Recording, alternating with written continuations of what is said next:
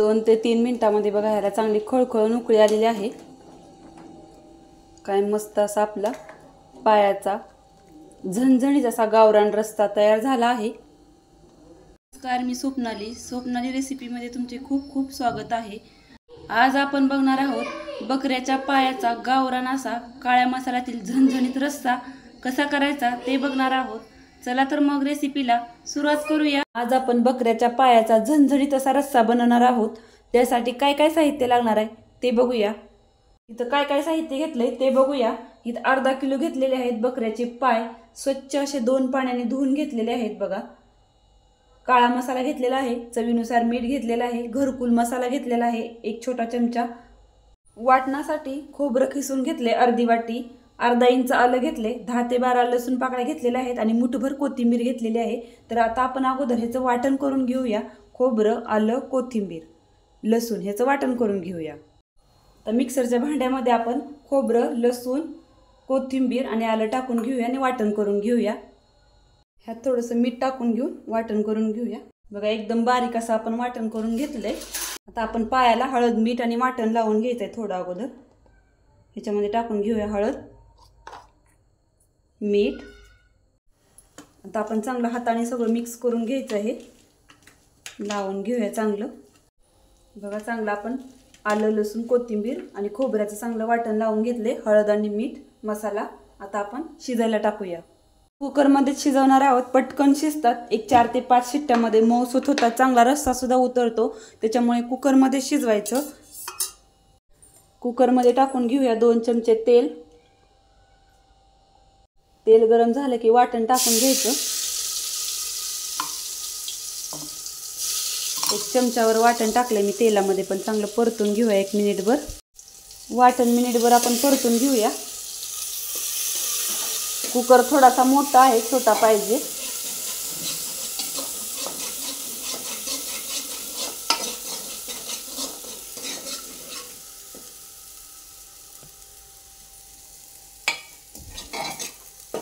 वाटण चांगलं आपलं परतलंय।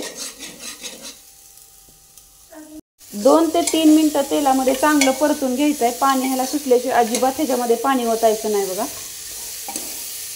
2-3 मिनिटं चांगलं तेलावर परतून घेऊया।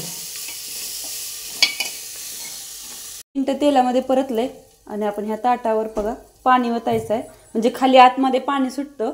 वरती ताटावर पाणी ठेवलं की आतमध्ये पाणी सुटतं। पाणी सुटल्याशिवाय चांगलं पाणी ओतायचं नाही। 5 ते 6 मिनिटं आपण चांगलं पाणी सुटू देऊया आणि मग पाणी ओतूया। 5 ते 7 मिनिटं झालेली आहेत बघा। वरचं ताटावरचं पाणी सुद्धा चांगलं गरम झालंय आणि पाणी सुद्धा सुटलंय। मध्ये मी ह्याला 1-2 वेळा हलवून घेतलं होतं चांगलं। तर आता आपण ह्याच्यामध्ये गरम झालेलं पाणी ओतून घेऊया। पाणी ओतलं की आपण हलवून घेऊया।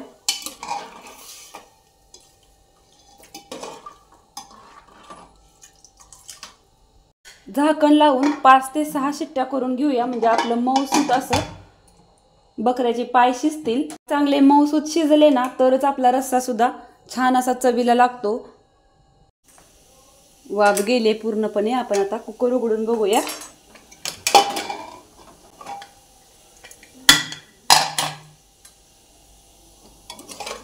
बघा मस्त आपले असे पाय शिजलेले आहेत, चांगले मऊसूत।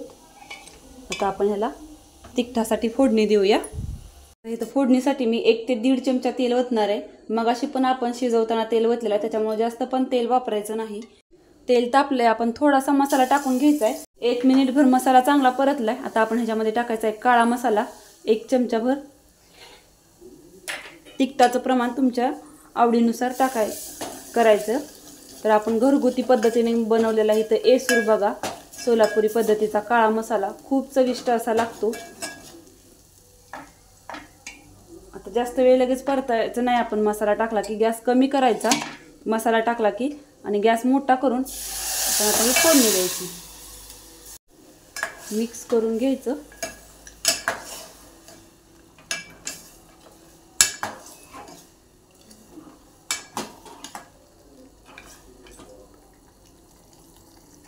आता आपल्याला आणखीन ह्याच्यामध्ये पाणी ओतायचं आहे थोडंसं, त्याच्यामुळे गरमच करून पाणी ओतायचं, थंड पाणी अजिबात ओतायचं नाही।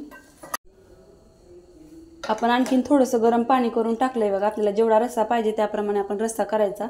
बघा काय मस्त असा कट आलेला आहे, झणझणीत असा काळा मसाल्याचा आपला. तर खूप छान असा लागतो चवीला. तुम्ही सुद्धा ही रेसिपी नक्की करून बघा.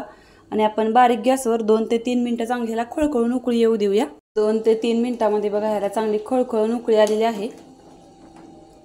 काय मस्त असा आपला पायाचा झणझणीत असा गावरान रस्सा तयार झाला आहे.